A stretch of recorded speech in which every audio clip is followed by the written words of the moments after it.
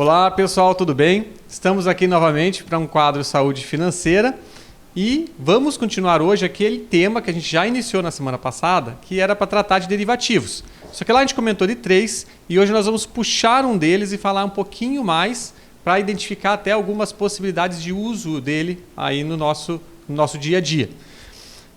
O que nós vamos falar é o contrato a termo.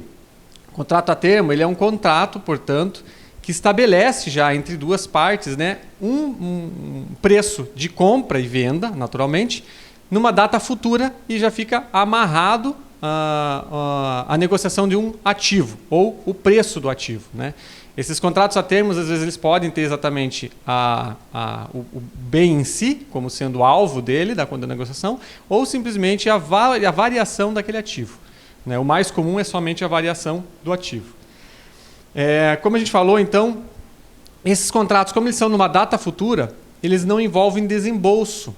Então, é uma forma que a gente vai poder utilizar exatamente para posicionar em algumas alternativas de investimento ou alguma commodity sem estar descapitalizando neste momento, né? Além disso, é importante observar que esses são contratos de baixa liquidez. Então, normalmente, quando a pessoa entra num contrato a termo, ele vai tentar carregar até o vencimento, a não ser que a situação mude, né, ao longo do prazo ali e ele resolva desconstruir aquele contrato. Tá? Então, o contrato, assim, todo derivativo, na verdade, ele envolve então uma transferência de risco. É alguém que precisava sair de um risco, sair de uma volatilidade e alguém que aceita assumir aquela volatilidade justamente por um outro motivo qualquer. Né? Quais exemplos, por exemplo, que nós temos então de uso de contrato a termo? O primeiro deles é o hedge, que é exatamente aquela situação onde você tenta fazer uma proteção de um preço de ativo lá na frente. Por exemplo, o exemplo que a gente usou até anteriormente ali, que foi a questão do milho. Eu tenho uma safra de milho e eu tenho um certo receio em relação ao preço desse ativo ali na frente. E daí eu quero travar o preço para uma data futura, 30 dias, 60 dias, qual for, conforme a minha necessidade de fluxo, né? E eu não quero ficar sujeito à oscilação de mercado. Aí eu faço essa negociação de contrato a termo e lá na frente eu saio da volatilidade, né? Portanto, eu fujo daquele risco de mercado. Eu fico com um preço fixo pré-estabelecido. Esses contratos, normalmente, eles são formados de que forma? Você estabelece, mas eu tenho um preço já atual de negociação do milho. E para mim aquele preço está bom. E eu faço uma negociação num contrato a termo onde eu vou ganhar lá na frente esse preço de hoje ajustado por uma taxa de juros. Então eu vou ter uma remuneraçãozinha aí de juros até o vencimento do contrato. Então é uma forma de eu amarrar o preço e me proteger da volatilidade. Essa é uma das formas. Você pode fazer isso também com um ativo. Por exemplo, eu tenho uma determinada ação de uma empresa e eu atingi o valor lá que era meu alvo. E a partir daqui, eu topo, por exemplo, amarrar um contrato futuro ali, um contrato a termo, justamente para tentar ganhar mais um pouquinho ali numa taxa fixa. Enquanto isso, alguém vai poder estar exatamente entrando na outra ponta do contrato, né? A segunda alternativa que a gente tem, né, é exatamente a história da compra sem o desembolso.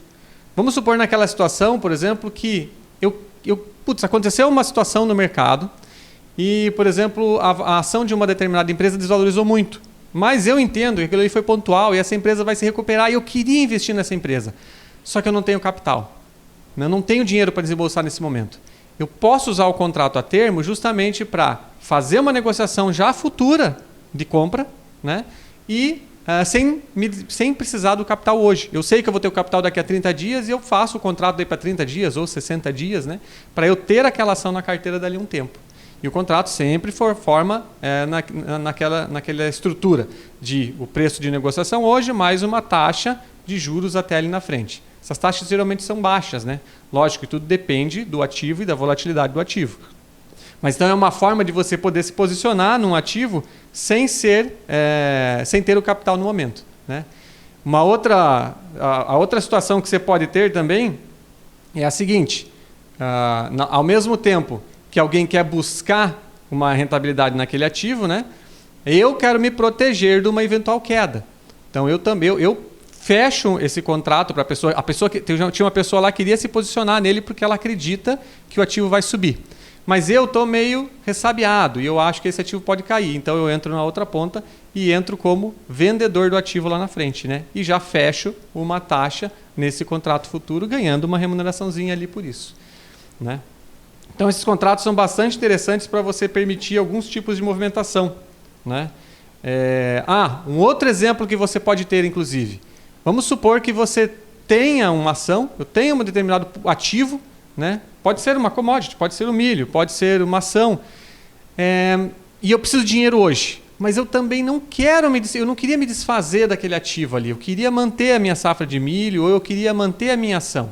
Eu faço o quê? Para levantar o capital, eu posso ir lá e vender no mercado aquele meu ativo.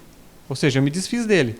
Mas, como eu quero manter uma estrutura de posição numa ação ou da commodity, eu faço um contrato futuro lá na frente. Ou seja, o que eu vendi hoje, eu já amarrei um contrato futuro para 30, 60 dias, que é quando eu já vou ter resolvido esse meu problema de liquidez, e eu vou manter aquela minha carteira de ativos da mesma forma. Vou pagar aquela pequena taxa de juros por esse período, mas eu tenho a minha estrutura de investimentos protegida.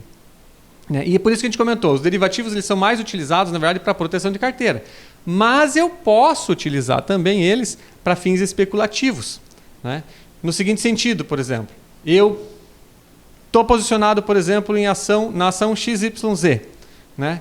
E eu acredito que, eu estou gostando muito do posicionamento da empresa, eu acho que eles estão desempenhando muito bem e vai ter um retorno bastante interessante aí pela frente, até pela valorização das ações.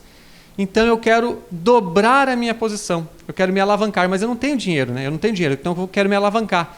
Então eu tenho minha posição, vamos supor lá, eu tinha 2.000 ações de uma empresa e eu quero dobrar isso, eu quero 4.000, só que eu não tinha o dinheiro agora nesse momento. Então eu vou lá e faço um contrato a termo, né? Ou seja, eu faço uma aquisição, só que eu vou fazer essa aquisição, na verdade, só daqui a 30, 60 dias. E automaticamente eu acabo tendo uma posição alavancada aí nesse caso, sem precisar desembolsar o recurso. Então são formas de você trabalhar e você pode especular tanto numa alta quanto numa baixa. E aí a importância do especulador, porque o especulador é exatamente aquele que vai absorver o risco que muitas vezes a gente está tentando repassar para manter uma proteção de carteira. Beleza, pessoal? Esse é um dos derivativos, nós vamos conversar sobre outros. Aqui é Juan Sabe, planejador financeiro, e até a próxima.